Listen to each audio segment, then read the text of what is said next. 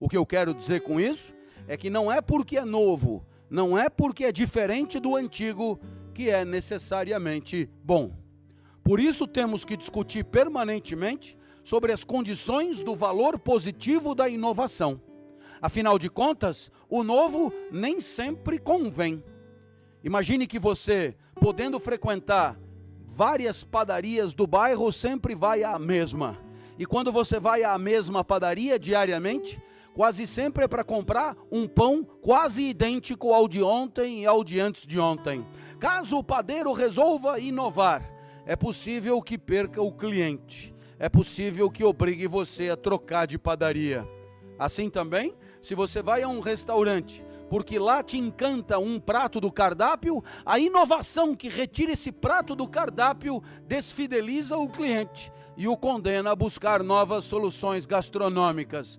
Nada disso era o que queria, não só o dono do restaurante, como também o cliente. Inovar nem sempre é bom. Podemos inovar e fazer pior do que sempre fizemos, razão pela qual é fundamental pensarmos sobre em que direção a inovação terá valor positivo. A primeira resposta para essa pergunta eu vou buscar em Aristóteles. Se tivesse aqui, Aristóteles, que é um dos 3 maiores sábios da história da humanidade, Aristóteles que inventou boa parte das ciências que nós investigamos, Aristóteles gastou uma aula inteira para falar do valor positivo da iniciativa do homem. E Aristóteles dirá que toda iniciativa, ou se você preferir, toda inovação, ela terá valor positivo quando trouxer ao homem felicidade. A felicidade é o bem supremo e a felicidade Aristóteles chamava de eudaimonia. Resta saber do que se trata. Para Aristóteles, a felicidade, referência para uma iniciativa de valor positivo, nada mais é do que o pleno desabrochar da natureza de quem vive. Eu vou repetir para você degustar. A felicidade é o pleno desabrochar da natureza de quem vive.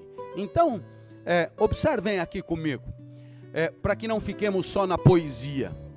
Uma goiabeira é plantada em lugar adequado.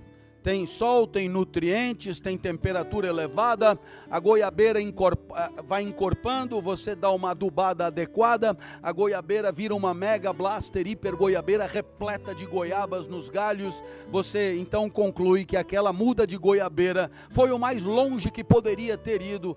Viva a goiabeira que viveu de um jeito que alcançou a exuberância da natureza de uma goiabeira.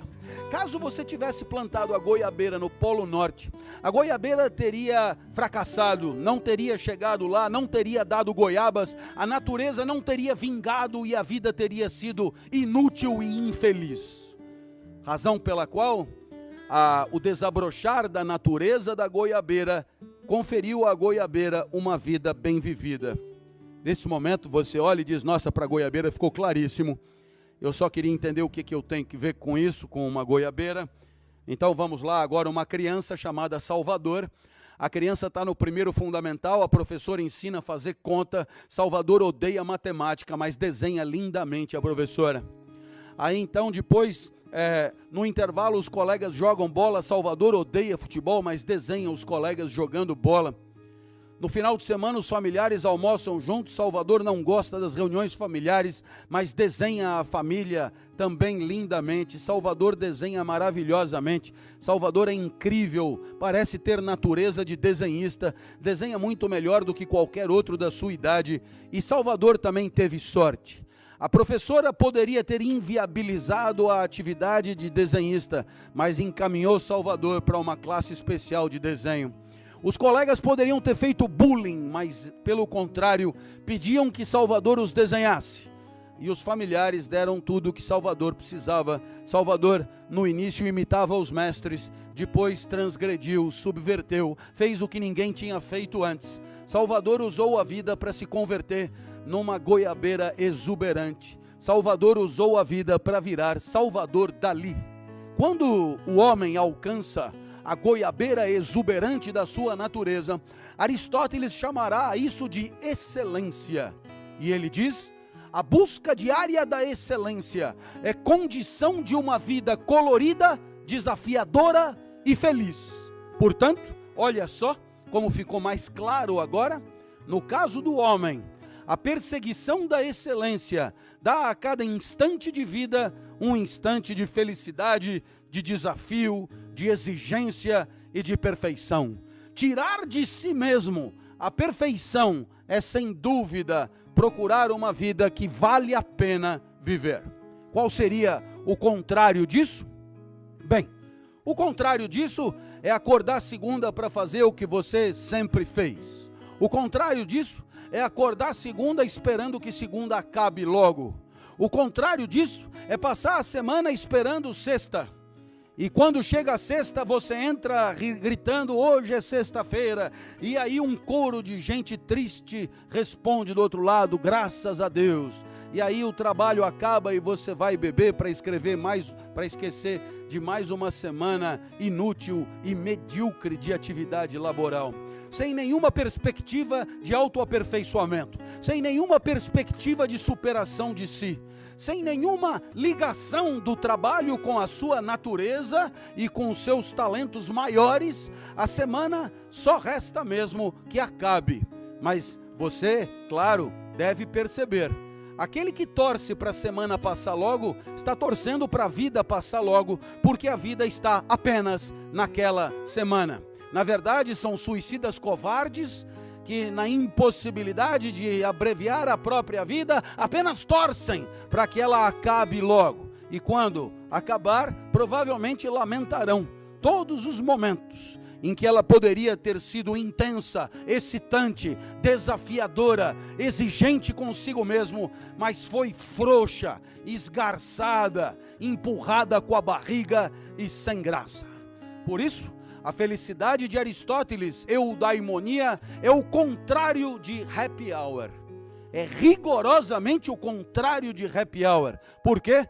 Porque é no exercício, é ao longo é durante que você tem condições de tirar de você o máximo e não quando acaba.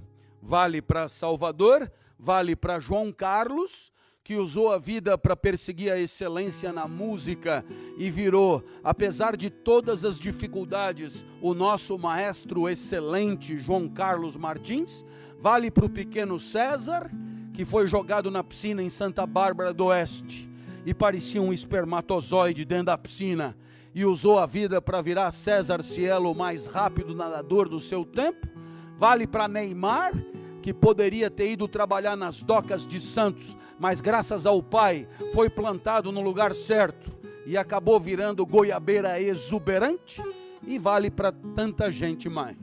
Nesse momento você poderia olhar para mim e dizer, professor, o senhor só citou gente meio que super-herói. A lição de Aristóteles só serve para pessoas absolutamente fora da curva.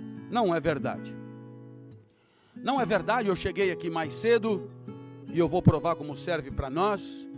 Desde que eu me aposentei na universidade em dezembro de 2015, eu vivo de atividades como essa, são mais de 300 ao ano, sempre, e eu poderia estar ali atrás esperando, nossa, vai ser bem bacana a hora do almoço, eu nem comi nada hoje, deixa eu ir logo lá falar qualquer porra, passar a régua, tem essa porra dessa palestra para dar, e aí vai ser bem legal quando tudo acabar e eu puder cair fora e ir embora. Ora, se a happy hour do lojista é a hora que ele fecha a loja, a happy hour do carteiro é a hora que ele deixa a mochila na agência, a happy hour da secretária é a hora que ele fecha o consultório, a happy hour de todo mundo é a hora que o trabalho acaba, se o meu trabalho é a palestra, happy hour é a hora que eu vou cair fora daqui. Eu espero que estejam percebendo que não é verdade, que não é pelo menos esse o meu caso. Por quê? Porque durante a palestra é melhor do que depois. Durante a palestra a vida é melhor do que depois. E por quê? Porque durante a palestra eu tenho uma chance que depois eu não terei mais. E é a chance de dar à minha natureza de explicador o seu lustro maior. A chance de buscar a perfeição de mim mesmo. A chance de fazer desse encontro um encontro superior a qualquer outro. a chance de não perder frase, não perder palavra, de usar os exemplos mais esclarecedores, para que o espírito dos sábios toque o espírito dos senhores. Essa chance eu só tenho durante a palestra. Portanto, o momento é agora. A vida de agora é infinitamente mais valiosa do que a vida de quando a palestra acabar. E portanto, este é o momento da superação que permitirá uma trajetória colorida, desafiadora e feliz. Portanto, nunca happy hour, mas sim excelência no trabalho e busca da superação de si como condição do sentido da vida. E aí, claro, cada inovação, cada subversão, cada transgressão terá valor positivo quando permitir ao transgressor, ao inovador, ao subversivo tirar da sua natureza mais em excelência, mais em perfeição, mais em qualidade, mais em talento. E isso evidentemente vale para Neymar, César Cielo e claro, para quem tem natureza de explicador, para quem é professor e para quem tem qualquer outro tipo de natureza. A busca da excelência é uma busca incansável e você nunca saberá tanto quanto pode a respeito daquilo que faz. Bem, claro, pode dar muito errado tudo isso. Até os 13 anos eu vivi muito mal, eu não sabia qual era a minha praia. E não saber qual é a minha praia é a maneira como eu traduzo para os meus alunos não conhecer a própria essência, não conhecer a própria natureza. Então eu ia para a escola, a aula acabava meio-dia, 15 meio-dia eu já estava com a mochila pronta, doido para cair fora. Depois meu pai me obrigava a nadar, eu detestava nadar, eu detesto nadar. Eu não nadava muito mal não, hein? Eu fazia, pra você ter uma ideia, eu não enxergo muito bem você daqui não, mas eu acho que você se lembra do Ricardo Prado. Então eu fazia revezamento com ele, ele nadava costas, abria o revezamento, e eu caía de peito logo depois, tanto no clube como representando o nosso país. Mas quando a gente treinava, e eu treinava com ele, era evidente, ele era feliz treinando, eu era feliz happy hour na hora que o treino acabava. Eu era feliz quando eu ia embora da piscina, eu era feliz longe da piscina, eu era feliz longe do clube, eu era feliz longe do cheiro de álcool, de cloro. Nossa, eu odiava nadar, era horrível nadar, horrível, mas ele adorava, ele era nadador por natureza, eu era um botocudo que me aproveitava da excelência dele para ganhar uma medalhinha ou outra. No final de semana, meu pai me levava ao Morumbi para ver jogo, e eu esperava 90 minutos o jogo acabar, descascando amendoim. Ele tinha que me avisar, foi gol, aí eu fingia vibrar para ele não ficar chateado. E ele dizia, foi gol dos caras, caralho, cala a boca que nós vamos apanhar, moleque imbecil. Meu pai também me levava em escola de arte, é tão legal arte, não é? Aristóteles diria, arte é muito legal. Para artistas, não era o meu caso. Eu sempre na aula de argila fazia um cinzeiro para poder cair fora. Dava o cinzeiro para minha mãe que não fumava e usava de saboneteira. E a minha mãe sempre dizia, um pouco constrangida, meu filho, a cada aula a sua saboneteira piora. Depois da aula de argila tinha origami, que deve querer dizer coisa do demônio em japonês. O meu passarinho nunca abanou as asas quando chuchado no rabo. O avião também não voava, o navio não flutuava. E meu pai dizia, você é ruim em tudo. E ele tinha razão, eu era ruim em tudo. Mas aos 13 anos a vida mudou. Graças à parte 2 de Epicteto, a sorte bateu. O professor de geografia entrou e disse que ele mesmo não daria aula nunca. O curso seria só de seminários dados pelos alunos. No sorteio dos temas, bem, para mim caiu o petróleo, o pior da lista. Mas eu já estava acostumado, a vida era sempre assim.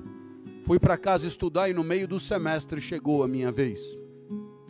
Eu sempre estudei a vida inteira a metros daqui, atravessando a Paulista com os jesuítas de São Paulo, e quando eu subi no palquinho na frente da lousa e eu olhei para a classe, nossa, a classe estava como nunca tinha estado antes, entupida de gente. Tinha os meus colegas, mas os colegas das outras classes também vieram, os professores deles também vieram, os coordenadores também vieram, os padres também vieram, as faxineiras também vieram. Eu acho que eu tinha fama de doido, isso ajudava a atrair as pessoas. Eu era muito esquisito quando eu era criança.